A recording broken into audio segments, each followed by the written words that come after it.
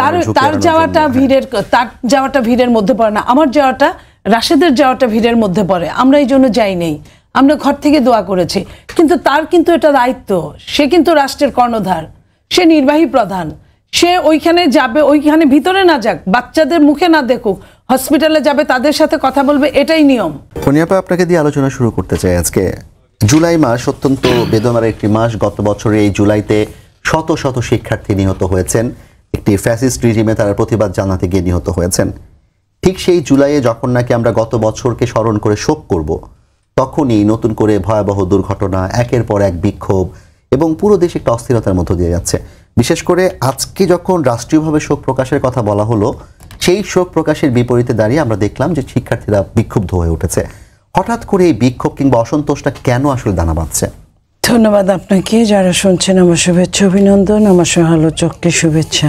প্রথমে আমি milestone school এবং স্কুল কলেজের ছেলে মেয়েদের যারা চলে গেছে অকালে, এবং আমাদের সেনাবাহিনীর বিমান বাহিনীর যিনি পাইলট ছিলেন চলে গেলেন, তাদের আত্মার মাগফিরাত কামনা করছি। এবং বাংলাদেশের মানুষের যাতে এই শোক সন্তপ্ত পরিবারের প্রতি আমার অনেক আকুণ্ঠ ভালোবাসা, এবং এই শোক বইবার জন্য আল্লাহ তাদেরকে সহায় হন। কারণ এটা ইম্পসিবল, এটা চিন্তাই করা যায় না। যে মানুষগুলো, যে বাচ্চাগুলো ছুটির ঘন্টা পড়ার আগেই তাদের জীবন থেকে ছুটি নিতে হলো, এমন বাংলাদেশ আসলেই তো আমরা প্রত্যাশা করিনি। 1 জুলাই আমি বুঝি না যে এটা আমরা ষড়যন্ত্রের মধ্যে আছি কিনা। সব মিলে আমি এই জুলাই আপনার গোপালগঞ্জ থেকে যদি শুরু করি, আমি কক্সবাজার থেকে শুরু করি, এবং গতকালকে যে ঘটনাটা রুদ্ধশ্বাসে হলো সেটা যদি শুরু করি, আমি কি বলবো যে এটা কোনো অভিশাপ, কোনো দুর্ঘটনা, নাকি এটা কোনো ষড়যন্ত্র, আমি ঠিক জানি না। কারণ অনেক রকম কথা অনেকভাবে বাতাসে ভেসে বেড়াচ্ছে। আমি চাই যে বাংলাদেশের মানুষের হৃদয়ে শান্তি আসুক, এবং সেটার জন্য সঠিক প্রমাণ হোক যে আসলে কি হয়েছিল, কি ঘটেছিল। এটা আমরা যতটা না বলতে পারবো, এটার সাথে রিলেটেড ব্যক্তিরা তার চেয়ে বেশি পারবে। তারা যেন সত্যি ঘটনাটাই উন্মোচিত করে। এবং এই যে এখন আমরা শুনছি যে নিহত নিয়ে যে সংখ্যা নিয়ে, নিহতের সংখ্যা নিয়ে যে লুকোচুরির একটা চলছে, আমি বিশ্বাস করতে চাই না এই ধরনের কথাকে।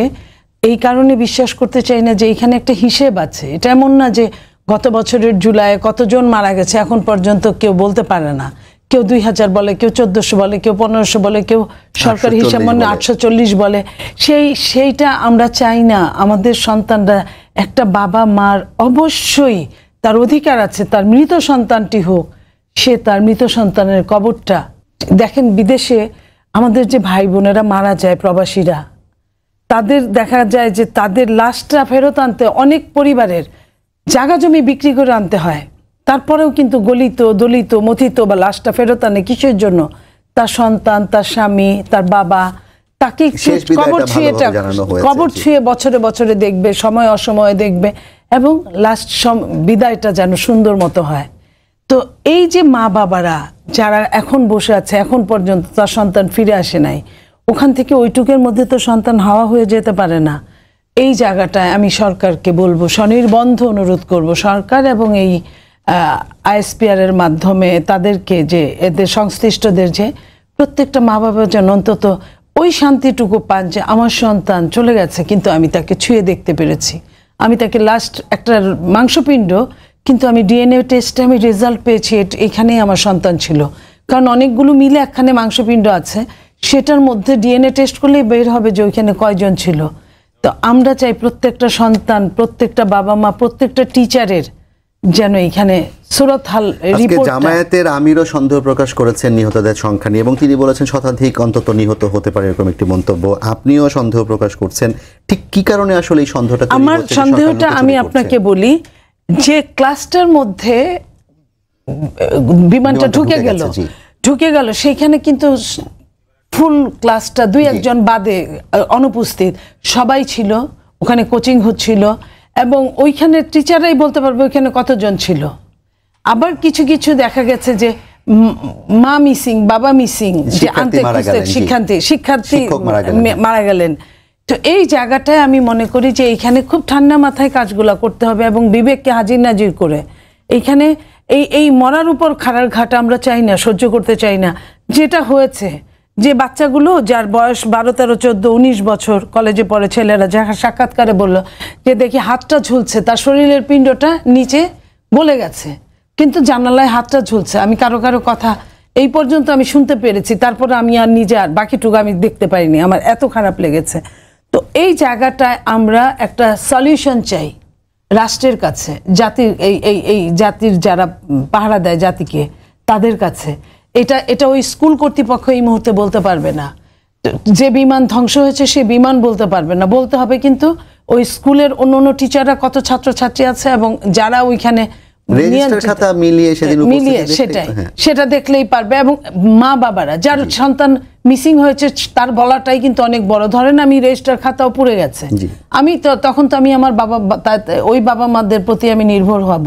তো এই জায়গাটা খুব তাড়াতাড়ি যেন এইখান থেকে মানে আমাদেরকে সুন্দর একটা দৃষ্টিতে ফেরত নিয়ে আসে যে যাই হয়েছে এখন ওইখানে কারো হাত নাই, কিন্তু আমরা সন্তানগুলার ঠিকানাও জানতে চাই যে তারা এইভাবে চলে গেছে, এরা চলে গেছে। তো আর যারা বেঁচে আছে আমরা তাদের জন্য চাই যে সর্বোচ্চ তাদের মানে সেবাটা, ওষুধটা, পথ্যটা দরকার পড়লে, আজকে আমি শুনলাম যে দরকার পড়লে বিদেশে নিয়ে যাওয়া হবে, সেটা নিয়ে যেন মানে হ্যাঁ সেটা নিয়ে যেন কোনো না করা হয় সরকারের পক্ষ থেকে। গেল একটা, আপনি বললেন বাচ্চারা কেন আপনার এরপরেও যে বিক্ষোভ করলেন। দেখেন একটা কথা, এই বাংলাদেশ তো স্বাভাবিক বাংলাদেশের জন্যই আন্দোলন হয়েছিল। স্বাভাবিক বাংলাদেশ 1 বছরে ফেরত আসে নাই। আপনারা 3টায় বাংলাদেশের এমন কি যে এই দেশের কি বলে উপদেষ্টারা এত ব্যস্ত কেন যে রাত 3টায় তাদের বারবার করে আপনার প্রেস কনফারেন্স করতে হয় অথবা কোনো ঘোষণা দিতে হয় কেন?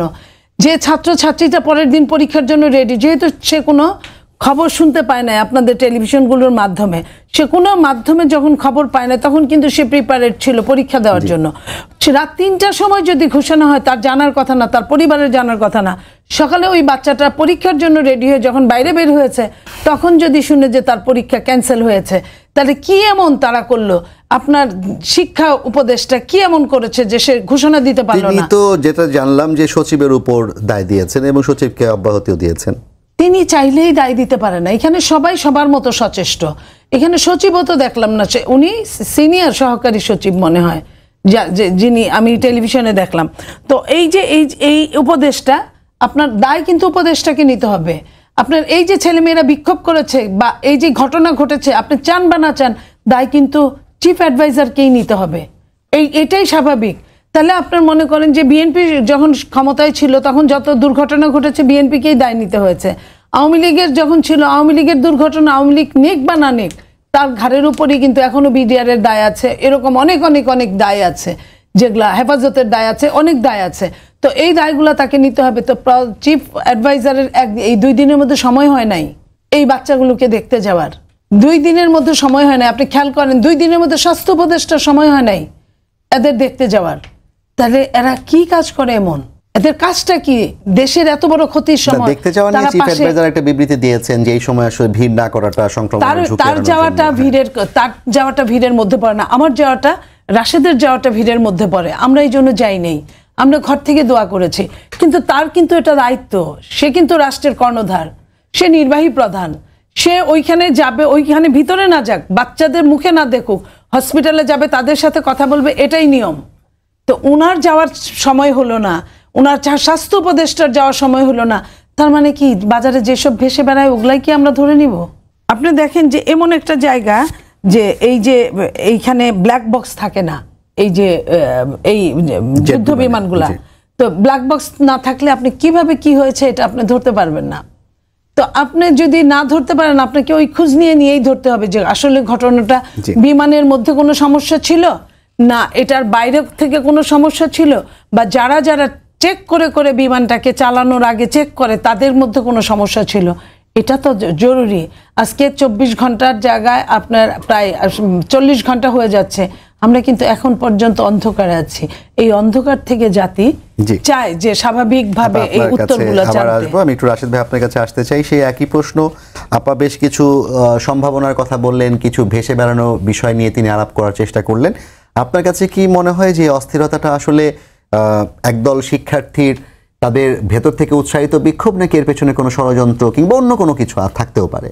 হ্যাঁ, ধন্যবাদ। আপা যে দায়ের কথা বলছিলেন, যে যেহেতু অন্তর্বর্তীকালীন সরকারের প্রধান উপদেষ্টা তিনি দায়িত্বে রয়েছেন, সুতরাং তাকে অবশ্যই দায়ী নিতে হবে। কিন্তু আমরা লক্ষ্য করছি যে কোনো ঘটনায় অতীতে যেটা হয়েছে যে বিএনপিকে আসলে দায় দেওয়া হয়েছে। তবে বিএনপির আমার মনে হয় যে ভাগ্য ভালো যে এই ঘটনায় আবার বিএনপিকে দায়ী দেওয়া হয়নি। তো যাই হোক, দেখেন যে কোনো ধরনের ঘটনা ঘটলেই সেখানে মুভমেন্টের মধ্যে ছাত্রলীগ বা যুবলীগ তারা ঢুকে যাচ্ছে, এটা খুব স্বাভাবিক একটি ব্যাপার। তারা যেহেতু আসলে এক ধরনের পরাজিত শক্তি, তারা আবার ঘুরে দাঁড়ানোর চেষ্টা করছে। তো তারই অংশ হিসেবে যে কোনো মুভমেন্ট সাধারণ শিক্ষার্থীরা করলে সেখানে আমরা লক্ষ্য করছি যে আসলে ছাত্রলীগ ঢুকে পড়ছে। তবে আজকে যে ঘটনা আমরা লক্ষ্য করলাম যে কয়েকজন ছাত্রলীগকে যেমনিভাবে পাওয়া গেছে, ঠিক একইভাবে কয়েকজন সাধারণ শিক্ষার্থী যারা আসলে জুলাই আন্দোলনে ছিল তাদেরকেও, অধিকাংশই বোধহয় সাধারণ শিক্ষার্থী ছিলেন। জি, অধিকাংশ তাদেরকেও ছাত্রলীগ ট্যাগ করা হয়েছে। যেমন জাকির মাহমুদ নামের একজন, আমি নিজে দেখলাম যে তিনি জুলাই আন্দোলনে সম্পৃক্ত ছিলেন এবং বেশ তিনি নিজে অনেকগুলো ছবি শেয়ার করেছেন, লেখালেখি, হাসিনার পতন চেয়েছেন। সেই ছেলেটিকে সচিবালয়ের সামনে তাকে ব্যাপকভাবে নির্যাতন করা হয়েছে। যে ছেলেটি আসলে এইভাবে বুক পেতে সামনের দিকে অগ্রসর হচ্ছিল, ওই ছেলেটি জাকির মাহমুদ। তো এইভাবে যাকে তাকে ছাত্রলীগ বানানো যেমনিভাবে অন্যায়, ঠিক একইভাবে আবার ছাত্রলীগ যে এর মধ্যে ঢুকে পড়ছে, সেই সুযোগটা আসলে কে দিচ্ছে? সরকার। দেখেন, আমরা লক্ষ্য করলাম যে শিক্ষা উপদেষ্টা তিনি রাত 3টার সময় সিদ্ধান্ত জানিয়েছেন, যেটি আপা বললেন। ওই সময় কিন্তু সবাই ঘুমিয়ে পড়েছে। যারা সাধারণত পরীক্ষার্থী থাকে তারা 12টা 1টার মধ্যে ঘুমিয়ে পড়ে, কারণ সকালে ওঠা লাগে। তো 3টার মধ্যে ঘুমিয়ে পড়া মানে কি, ওই শিক্ষার্থী এক ধরনের মনস্তাত্ত্বিক এক ধরনের উত্তেজনার মধ্যে বা টেনশনের মধ্যেই কিন্তু হয়তো কিছু পড়াশোনা করেছে, কিছু নার্ভাস ফিল করেছে, পরীক্ষা হবে কি হবে না, এ ধরনের একটা দোদুল্যমান অবস্থা ছিল।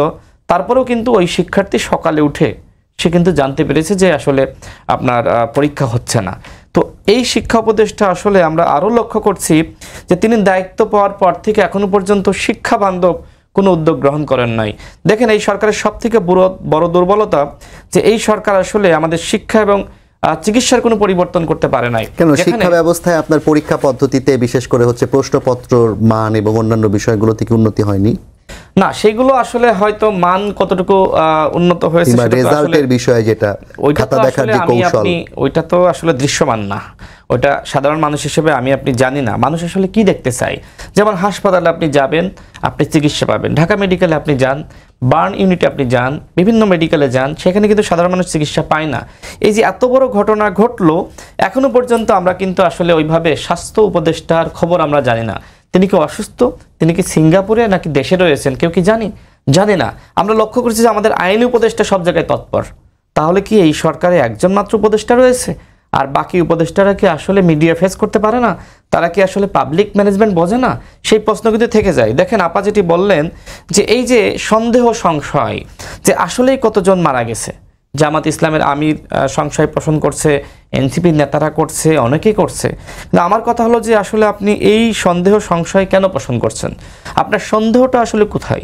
সামাজিক যোগাযোগ মাধ্যমে লক্ষ্য করছি যে আসলে সেনাবাহিনীর দিকে তীর ছোড়া হচ্ছে যে তারা আসলে লাশ গোপন করেছে। আচ্ছা, এইখানে আসলে সেনাবাহিনীর লাভটা কি? আমার প্রশ্ন এখানে। হয়তো এমন হতে পারে যে কিছু মানুষ হয়তো পুড়ে গিয়েছে, যেভাবে বিমানটা বিধ্বস্ত হয়েছে, কিছু মানুষ পুড়ে গিয়েছে, এখনো পর্যন্ত হয়তো সেটা চিহ্নিত করতে পারে নাই। আবার যাদেরকে বলা হচ্ছে যে আসলে মারা গেছে, দেখেন একজন মানুষ যখন আপনার পুড়ে যায়, সে কিন্তু অনেকে মনে করে যে হয়তো মারা গেছে। এরকম অসংখ্য রোগী তো বিভিন্ন হাসপাতালে ভর্তি রয়েছে। তো এইভাবে আসলে কেন দোষ দেওয়া হচ্ছে আমি জানি না। আমার মনে হয় যে অন্তর্বর্তীকালীন সরকারের আমলে অন্তত এই ধরনের ঘটনার পরে সেনাবাহিনীর লাশ গোপন করবে, গুম করবে, এই ধরনের বাস্তবতা নাই। তো যারা এই ধরনের গুজব ছড়াচ্ছে, আমার মনে হয় তাদের একটি আসলে উদ্দেশ্য রয়েছে। আরেকটি বিষয় বলি, এই যে আপনার প্রশিক্ষণ নিচ্ছে একটি পুরাতন বিমান, তার ইঞ্জিনটা পুরাতন। একদিকে বলা হচ্ছে যে প্রশিক্ষণ বিমান, অন্যদিকে বলা হচ্ছে যুদ্ধ বিমান। সন্দেহ সংশয় থেকেই যায়। বিশেষ করে আমরা যে বিমানগুলো কিনে থাকি, যুদ্ধ বিমান হোক বা আপনার প্রশিক্ষণ বিমান বা সাধারণ বিমান, এগুলো আমরা দেশের বাইরে থেকে কিনে থাকি। এখন এই ধরনের সামাজিক যোগাযোগ মাধ্যমে গুজব বা গুঞ্জন কিন্তু রয়েছে যে আসলে কোনো ষড়যন্ত্র আছে কিনা, যে নতুন করে বাংলাদেশ যাতে তার পুরাতন বিমানকে সেটাকে বিকল ঘোষণা করে নতুন বিমান। না, সেটা তো গত সরকারের আমলেই রাফেল কেনার কথা ছিল। ফ্রান্স এবং মার্কিন যুক্তরাষ্ট্রে একটা টানাপোড়েনও ছিল সেই সরকার সেই সময়। জি, সেই ধরনের একটি গুঞ্জন কিন্তু সামাজিক যোগাযোগ মাধ্যমে হয়তো আপনিও দেখেছেন। তো আমরা যেটি মনে করি যে আসলে এই যে সরকার, অন্তর্বর্তীকালীন সরকার, ডক্টর মোহাম্মদ ইউনূস যে সরকারের প্রধান, এখনো পর্যন্ত কেন প্রতিরক্ষা সংস্কার কমিশন গঠন করলো না? সরকার প্রধান বলছে আমরা কিন্তু শুধুমাত্র দেশীয় খেলোয়াড় না, আমরা আন্তর্জাতিক মানের খেলোয়াড়। এই খেলোয়াড় এখনো পর্যন্ত কেন একটি প্রতিরক্ষা সংস্কার কমিশন গঠন করার মাধ্যমে আমাদের সশস্ত্র বাহিনীকে উন্নত করার কেন উদ্যোগ গ্রহণ করলো না? সেই প্রশ্ন কি থেকে যায় না?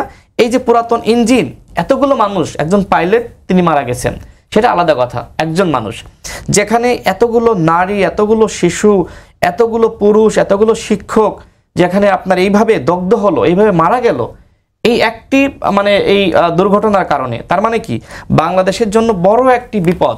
যদি এইভাবে সরকার যদি আসলে এই বিমানগুলো পরিবর্তন না করতে পারে বা আমাদের বিমান বাহিনীর তাদেরকে যদি আধুনিকায়ন না করতে পারে, তাহলে ভবিষ্যতে এই ধরনের ঘটনা সামনেও ঘটতে পারে। তার মানে এই সরকার তাহলে 1 বছরে কি করলো? 1 বছরে আপনি শিক্ষার কোনো পরিবর্তন করতে পারেননি, আপনি চিকিৎসার কোনো পরিবর্তন করতে পারেননি, আপনি পুলিশের সংস্কার করতে পারেন নাই, আপনি সচিবালয় থেকে আওয়ামী লীগের সেই সুবিধাভোগী কর্মকর্তাদের বিদায় করতে পারেননি, আপনি প্রত্যেকটা দপ্তর এবং সেক্টর থেকে যারা আওয়ামী লীগের সুবিধাভোগী ছিল তাদেরকে বিদায় করতে পারেননি, আপনি 14 সালের ডিসি, এসপি এবং অন্যান্য যারা আওয়ামী লীগের আমলারা ছিল, যারা আসলে আওয়ামী লীগকে এক ধরনের একতরফাভাবে জিতিয়ে দিয়েছে, তাদের বিরুদ্ধে পানিশমেন্ট আপনি নিতে পারেন নাই। তাহলে আপনি পারলেনটা কি? সরকারের 11 মাসের বা 1 বছরের জবাবদিহিতা কি আমরা চাইতে পারি? দেখেন, আমরা যখন আসলে সরকারের বিরুদ্ধে যখন আমরা সমালোচনা করি, তখন আমাদেরকে বলা হয় ডক্টর মোহাম্মদ ইউনূস যদি পদত্যাগ করে, তিনি যদি আসলে ক্ষমতা ছেড়ে দেন, বিকল্পকে, তখন তো দেশে একটা হট্টগোল শুরু হয়ে যাবে। হাসিনার সময় কিন্তু একই কথা বলা হতো যে হাসিনার তো বিকল্প নাই, হাসিনা পদত্যাগ করলে এই রাষ্ট্র ধ্বংস হয়ে যাবে। ঠিক একই ধরনের বয়ান এখন তৈরি করা হচ্ছে যে ডক্টর মোহাম্মদ ইউনূসের বিরুদ্ধে কিছু বলা যাবে না। কিন্তু আমার প্রশ্ন হলো, এই 12 মাসে বা 11 মাসে ডক্টর মোহাম্মদ ইউনূসের স্বার্থ সংশ্লিষ্ট যে প্রতিষ্ঠানগুলো রয়েছে, সেই প্রতিষ্ঠানগুলো ছাড়া এবং নতুন যে প্রতিষ্ঠানগুলো তিনি আপনার লাইসেন্স নিয়েছেন, এছাড়া আসলে আর কতটুকু উন্নয়ন জনগণের জন্য তিনি করেছেন? তিস্তা মহাপরিকল্পনা চূড়ান্তকরণ হচ্ছে 12,000 কোটি টাকা দিয়ে। কোনটা? তিস্তা মহাপরিকল্পনা, জানুয়ারিতে কাজ শুরু হবে। ধারাবাহিক একটা উন্নয়ন। কিন্তু এই উপদেষ্টাদের পরিবর্তনটা দেখেন, বিভিন্ন উপদেষ্টার আত্মীয় স্বজনকে বিভিন্ন জায়গায় চাকরি দেওয়া হয়েছে। যারা ছাত্র উপদেষ্টা, তাদের বিরুদ্ধে দুর্নীতির অভিযোগ, তাদের এপিএসদেরকে আপনার দুদকে দৌড়াতে হচ্ছে। দুর্নীতির বিরুদ্ধে এই সরকার অনেক বড় কথা বলছে। দেখেন, আমরা যখন এই সরকারের উপদেষ্টাদের সাথে সাক্ষাৎ শুরু করি, তখন আমাদেরকে বলা হয়েছিল যে আমরা প্রত্যেক সচিব, এপিএস, পিএস, সরকারি কর্মকর্তা, এমনকি আমাদের প্রত্যেক মাসের হিসাব বলেছিল না যে প্রত্যেক মাসের একমাত্র নাহিদ ইসলাম ছাড়া কারোটাই প্রকাশ্যে আমরা ঘোষণা পাইনি। বই করেছে নাহিদ ইসলাম তো পদত্যাগ করার পরে তার অ্যাকাউন্টে আপনার 10,000 টাকা দেখিয়েছে। এই যে তারা 1 মাস ধরে তারা বিভিন্ন জেলায় যাচ্ছে, প্রত্যেক জেলায় যদি সেটা তো এখন রাজনৈতিক নেতা, কিন্তু উপদেষ্টা নাহিদ ইসলামের কথা বলছেন না, তিনি তো হিসাব দেন নাই। তিনি তো তার পদত্যাগ করার পরে তিনি দেখিয়েছেন যে তার অ্যাকাউন্টে মাত্র 10,000 টাকা। কিন্তু আমার প্রশ্ন হলো, এই যে প্রত্যেক জেলায় এত বড় বড় সমাবেশ, এত মানুষ আনা লাগতেছে, তারা 5 স্টার, 4 স্টার, 3 স্টার হোটেলে থাকতেছে, এত মানুষ, এত বহর, এত গাড়ি, এই খরচগুলো কই থেকে আসতেছে? এই প্রশ্ন কি আপনি করতে পারি? এই যে ছাত্র উপদেষ্টাদের বিরুদ্ধে যে দুর্নীতির অভিযোগ, তাহলে তো মানুষ মনে করছে যে ওই দুর্নীতির টাকা এখন প্রোগ্রামগুলো করা হচ্ছে। এখন এই প্রশ্ন যদি আমি তুলি, তাহলে আমাকে বলা হবে যে রাজাকার, আমি জুলাইয়ের বিরোধী। কিন্তু আপনি একটা কথা বলছিলেন যে সরকার 11 মাসে কি করলো, সেই প্রশ্ন আমরা করতে চাই। আমি একটু আপনাকে প্রশ্ন যদি করি যে রাজনীতিবিদরা আসলে এই 11 মাসে সরকারকে কতটা সহযোগিতা করেছে? দেখেন, রাজনীতিবিদরা সহযোগিতা করার কারণে এই সরকার এখনো পর্যন্ত টিকে আছে। কে সরকারকে সহযোগিতা করতেছে না? বিএনপি করতেছে না, জামাত করতেছে না, গণ অধিকার পরিষদ করতেছে না, প্রত্যেকটা দল এই সরকারকে সহযোগিতা করতেছে। এখন সরকার মনে করেন 100টা প্রস্তাবনা তৈরি করেছে। সরকার যদি বলে যে বিএনপি, গণ অধিকার পরিষদ, জামাত, ইসলামী আন্দোলন, এনসিপি সবাই এইগুলো মেনে নেবে, সেটা কি সম্ভব? দেখেন, সরকার তো নিজে আসলে এক ধরনের বৈষম্য আমাদের মধ্যে সৃষ্টি করেছে। বরং সরকারকে দলগুলো সহযোগিতা করছে, কিন্তু দলগুলোকে সরকার সহযোগিতা করতেছে না। দলগুলোর সাথে সরকার বিমাতা সুলভ আচরণ করতেছে। এই যে এই মুহূর্তে সংলাপ চলতেছে কয়টা দলের সাথে? 4টা দলের সাথে। 4টা দলের সাথে। সেইখানে একটা দলের নিবন্ধন নাই। হ্যাঁ, আমি ধরে নিলাম যে বিপ্লবে তারা ব্যাপক ভূমিকা রেখেছে, সামনে ছিল, কিন্তু আমরা কি ছিলাম না? বিএনপি ছিল না, অন্য দল ছিল না?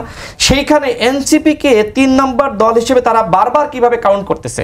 ঐক্যমত কমিশনের বৈঠক দেখেন, বিএনপি, জামাত, এনসিপি একদিকে, আর বাকিগুলো কোন দল না, বাকিগুলোকে আপনার ওই যে মানে আরেক দিকে রেখে দিয়েছে। তার মানে এই সরকার তার অনুগত একটি দলকে সবসময় আশীর্বাদ করতেছে, সেই দলকে সামনে রাখতেছে। কারণটা কি? কারণ এই যে উপদেষ্টা পরিষদে যারা রয়েছে প্রত্যেকে কিন্তু এনসিপির নিয়োগপ্রাপ্ত, এনসিপির দ্বারা। এই কারণে এনসিপিকে তারা এত মানে উপরে তুলে ধরতেছে, মানে সেটা বেলুনের মতন। বেলুন যেমন আমরা ফোলাই না, তবে একটা জিনিস তাদের মাথায় রাখা উচিত যে বেশি ফোলাইলে আবার কিন্তু বাস্ট হয়ে যায়। এনসিপির কি আসলে ওই ধরনের সাংগঠনিক সক্ষমতা সারা দেশে আছে? দেখেন, আমার নিজ জেলা ঝিনাইদহতে এনসিপি একটি প্রোগ্রাম করেছিল, সেখানে মোটামুটি 2,500 থেকে 3,000 মানুষ হয়েছে, যেটি আমি সাংবাদিকদের মাধ্যমে তথ্য পেয়েছি। কিন্তু যখন গোপালগঞ্জে হামলা হলো, এরপরে ঝিনাইদহ জেলাতে 20 জন মাত্র প্রোগ্রাম করেছে। এর কারণটা কি? কারণ নাহিদ ইসলাম বলেন, হাসনাত বলেন, সার্জিস বলেন, তারা এই প্রজন্মের হিরো বা নায়ক।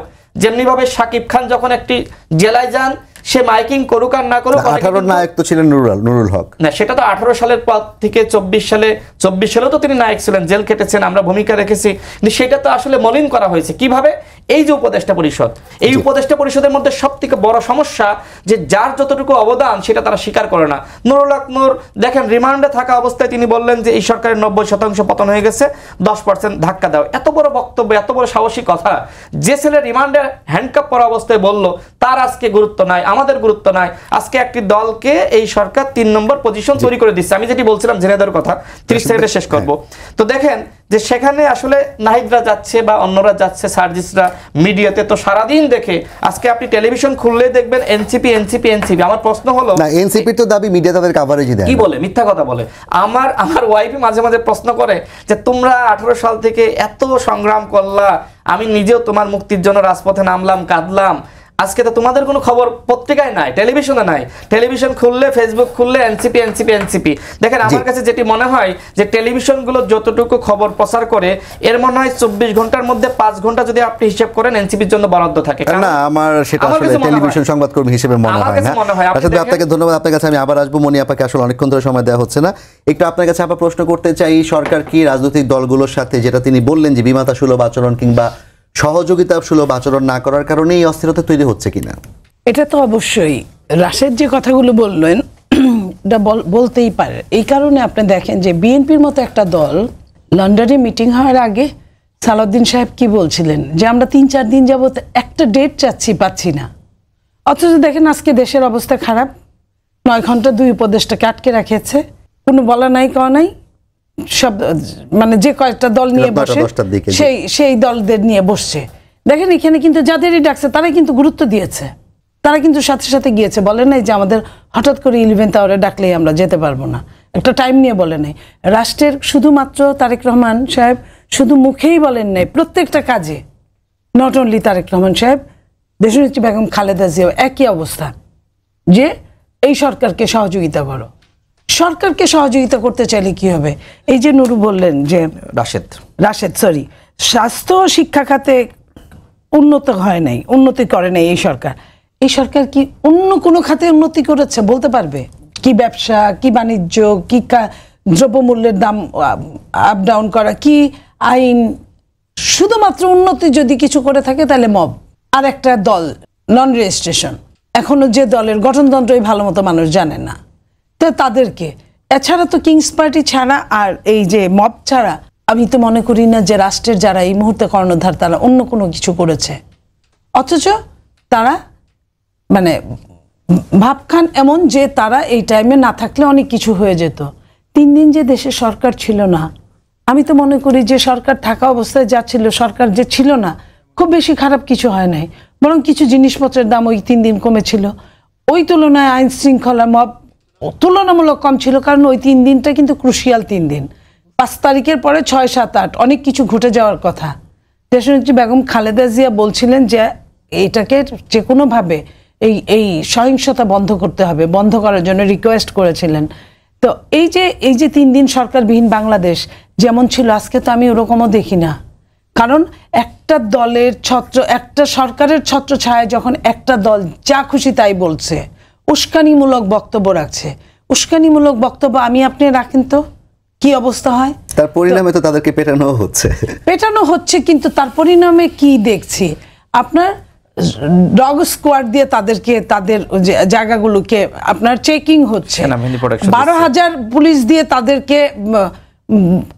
আগে শুনতাম ছোটবেলা যে 1 হাত বাঙ্গি 13 হাত বিচি, তো উনাদের 1 হাতকে প্রোটেকশন দেওয়ার জন্য 12,000 পুলিশ, 3 বাহিনী সহ প্রাইম মিনিস্টারের প্রটোকলে যত মানুষ, যত আইন শৃঙ্খলা থাকে, যত প্রশাসন থাকে, সব অ্যালার্ট, সব রেড অ্যালার্ট জারির মতো অবস্থা। তো এই যে কাহিনীগুলো সরকার করছে, এই জন্য কি আপনার শেখ হাসিনাকে বিতাড়িত করে তাদেরকে বসানো হয়েছিল?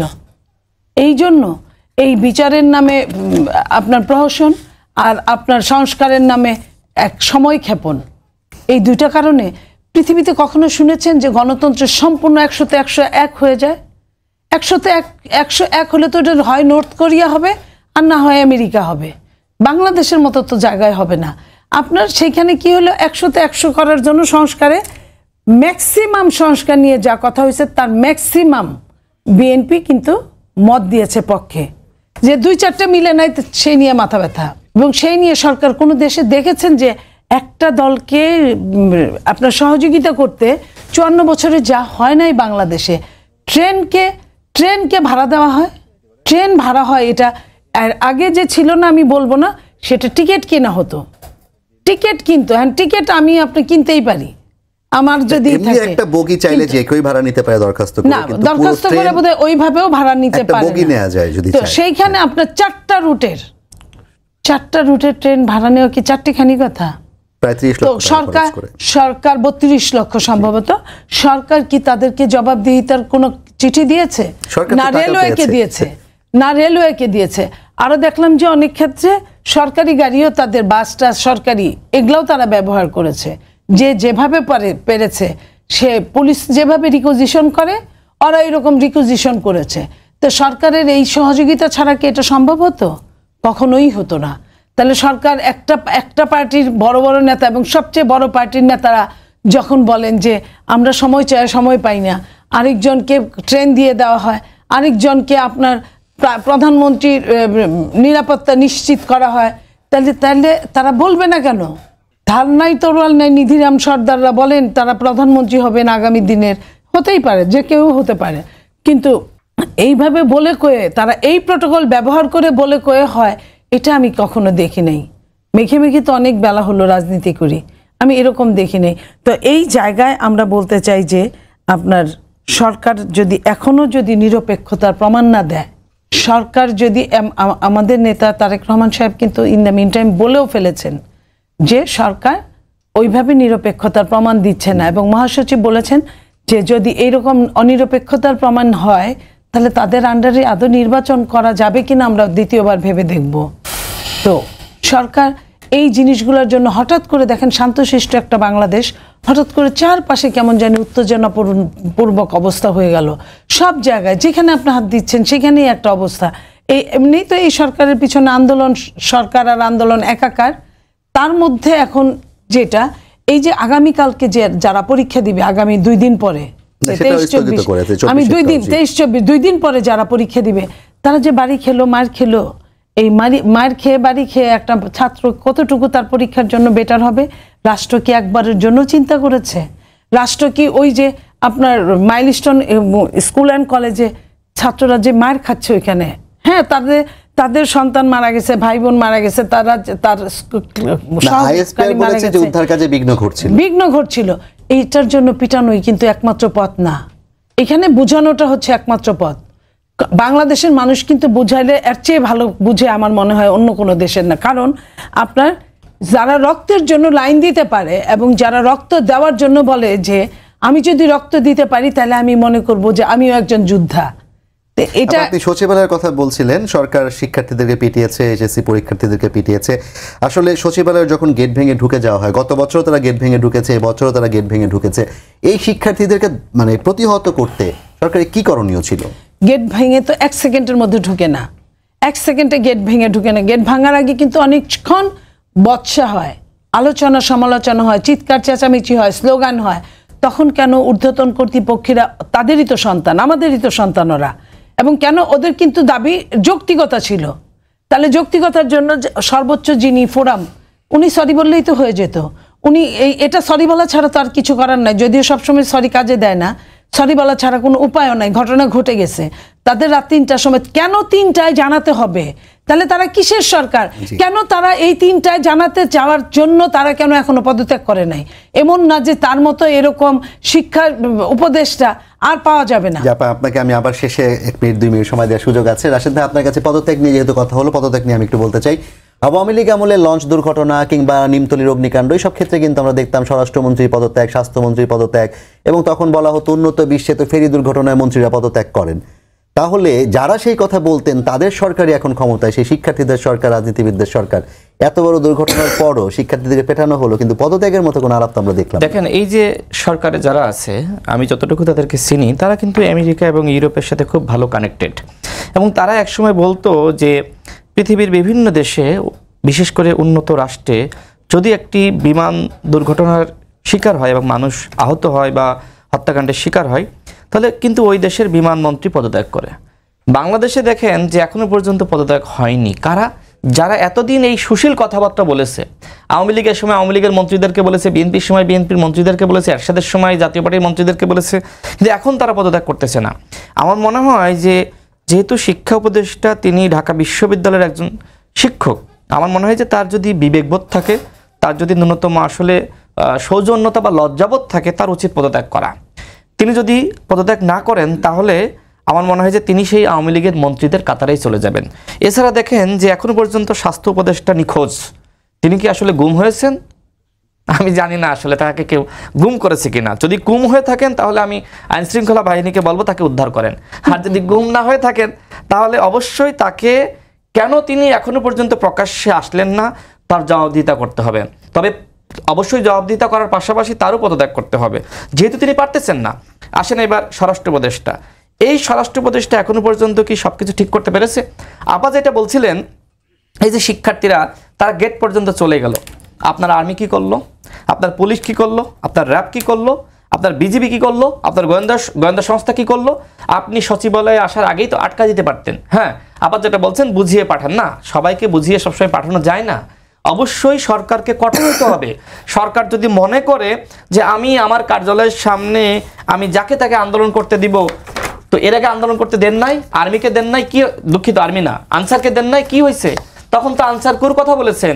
এর আগে আপনার যখন জগন্নাথ বিশ্ববিদ্যালয়ের শিক্ষার্থীরা আইছে, তখন আপনি তো তাদেরকে বোঝান নাই, তাদেরকে পিটিয়েছেন। তো যাই হোক, আপনি তো বোঝেন যে কি অবস্থা হইতে পারে। সুতরাং সরকারের উচিত ছিল অবশ্যই এই শিক্ষার্থীদেরকে আটকানো। আজকে যে শিক্ষার্থীদের আন্দোলনের এই মধ্যে আমরা লক্ষ্য করছি ছাত্রলীগ যুবলীগ ঢুকে যাচ্ছে। সরকার যদি রাত 3টার সময় সিদ্ধান্ত না নিয়েই সে যদি ঘটনা ঘটার সাথে সাথেই একটা দুঃখ প্রকাশ করত এবং একই সাথে শিক্ষা উপদেষ্টা সেই সময় পরীক্ষা বন্ধ ঘোষণা করত, তাহলে এই ধরনের আন্দোলনটা হয় না। আজকে আমাদের গতকালকে শোক আজকে কিন্তু ভুলে গিয়েছি, কারণ এবং আজকে শোক প্রকাশ করা হলো শিক্ষা প্রতিষ্ঠান খোলা রেখে, যেখানে বাচ্চারা ট্রমাটাইজ ছিল। এক্স্যাক্টলি। তো এইখানে তো পিটিয়ে আপনি তো সেই শোক ভুলিয়ে দিয়েছেন। যে শিক্ষার্থীরা, যার বন্ধু মারা গেছে, যার ভাই মারা গেছে, যার সন্তান মারা গেছে, আজকে দেখেন যে তাদেরকেও পেটানো হলো, রক্তাক্ত করা হলো। সেই সুযোগটা আপনি কেন দিলেন? আর্মির বিরুদ্ধে অভিযোগ করা হচ্ছে যে আর্মি ওই শিক্ষার্থীদেরকে পিটিয়েছে। দেখেন ওইখানকার যে পরিস্থিতি, যেভাবে মানুষজন যাচ্ছিল, এই পরিস্থিতি কিন্তু আর্মিকে কন্ট্রোল করতে হয়েছে, পুলিশ পারে না। আপনাকে ধন্যবাদ। আমি মনিয়াপা আপনাকে 1 মিনিট সময় দিতে চাই যে এই অবস্থা থেকে উত্তরের উপায়টা আসলে কি? একমাত্র উপায় হচ্ছে রাষ্ট্র নিরপেক্ষ হতে হবে। রাষ্ট্রের, যেমন ধরেন শেখ হাসিনার সময় যেটা আমরা বলতাম পুলিশি রাষ্ট্রে পরিণত করেছে, এই সরকার কিন্তু এটাকে সশস্ত্র বাহিনীতন্ত্রে পরিণত করেছে এই সরকার।